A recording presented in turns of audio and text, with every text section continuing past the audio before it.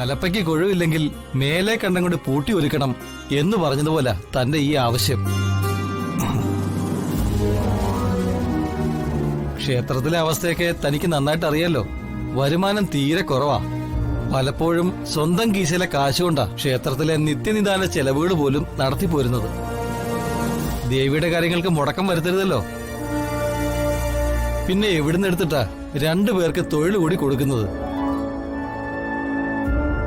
Sir, തൽക്കാലം ശമ്പളം ഒന്നും വേണ്ട. വിശപ്പടക്കാൻ ഭക്ഷണം കിട്ടിയാൽ മതി. ക്ഷേത്രത്തിലേക്ക് ആവശ്യമുള്ള എന്തു പണിയും ചെയ്തോളാം. ഞങ്ങള് ദേവി ഭക്തരാ സാറേ. വയസ്സുകാലത്ത് ദേവിക്ക് വേണ്ടി എന്തെങ്കിലും സേവനം ചെയ്യാൻ കഴിഞ്ഞ അതൊരു പുണ്യാവുമല്ലോ.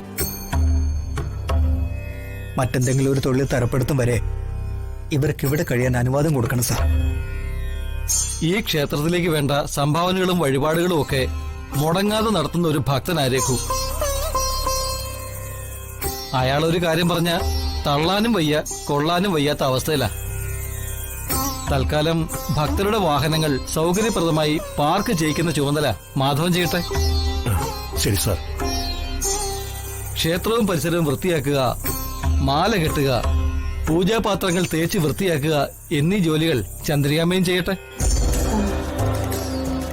ക്ഷേത്രത്തിലെ പടച്ചോറും മറ്റ് നിവേദ്യ സാധനങ്ങളും ഭക്ഷണമായും കിട്ടുമല്ലോ. പിന്നെ രഘു. എന്താ സാർ? ക്ഷേത്രവും പരിസരവും പിന്നെ ഈ നാട്ടു രീതികളും ഒക്കെ ഇവരെ പറഞ്ഞ് മനസ്സിലാക്കുക. ശരി സാർ. ശരിയെന്നാ. തൽക്കാലം ഇങ്ങനെ പോട്ടെ. പിന്നെ ഇതിനേക്കാൾ നല്ലൊരു വഴി ദൈവം തന്നെ കാണിച്ചു തരും. നന്ദിയുണ്ട് മോനെ. ഞങ്ങളെ മരണത്തിൽ നിന്ന് രക്ഷിക്കുക മാത്രമല്ല, ജീവൻ നിലനിർത്താനുള്ള വഴി ഒരുക്കി തന്നതിന് തീർത്താൽ തീരാത്ത നന്ദിയും കടപ്പാടും ഉണ്ട്. ദേവി ഭക്തനായ എന്നെ കൊണ്ട് ഇതൊക്കെ ചെയ്യിച്ചതും ദേവിയാ. നന്ദിയും കടപ്പാടും ഒക്കെ ദേവിക്ക് സമർപ്പിക്കുക.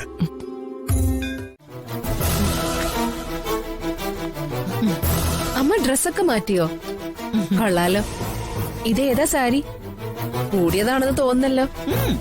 ഞാനും കുറച്ച് കൂടിയതൊക്കെ ഉടുക്കട്ടെ. വന്ദനമോളെ, ഇതെങ്ങനെയുണ്ട്? നന്നായിട്ടുണ്ടമ്മേ. അമ്മയ്ക്ക് ഈ കളർ നന്നായിട്ട് ചേരുന്നുണ്ട്. അല്ല, അമ്മ ഇങ്ങോട്ട് പോവാനുള്ള ഒരുക്കത്തിലാണെന്ന് തോന്നുന്നു. അതെ. ദേ, ആദ്യം ഈ സാരി എവിടുന്ന് കിട്ടിയെന്ന് പറയാം.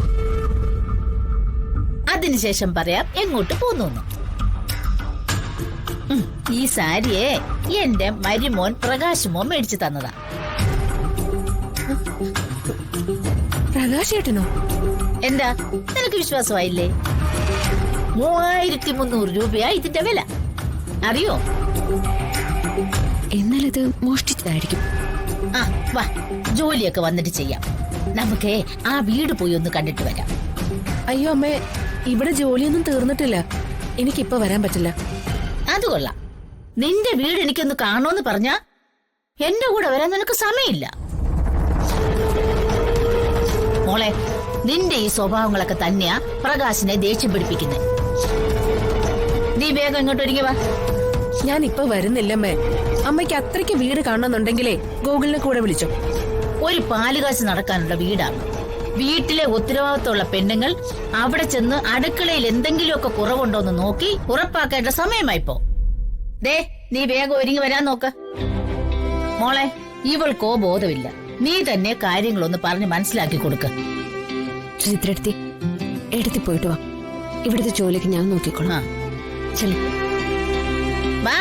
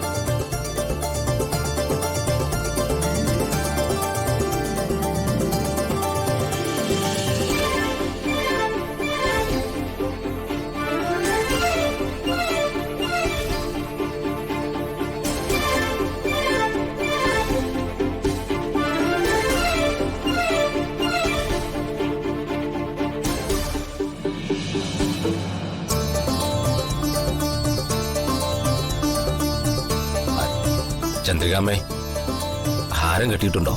ആ ഉണ്ട് തിരുമേനി. ഇതാ.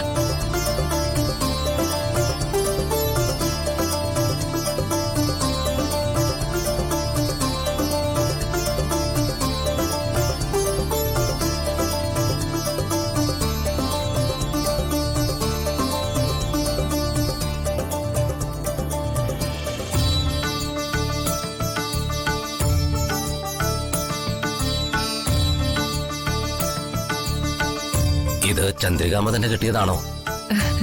അതെ തിരുമേനി.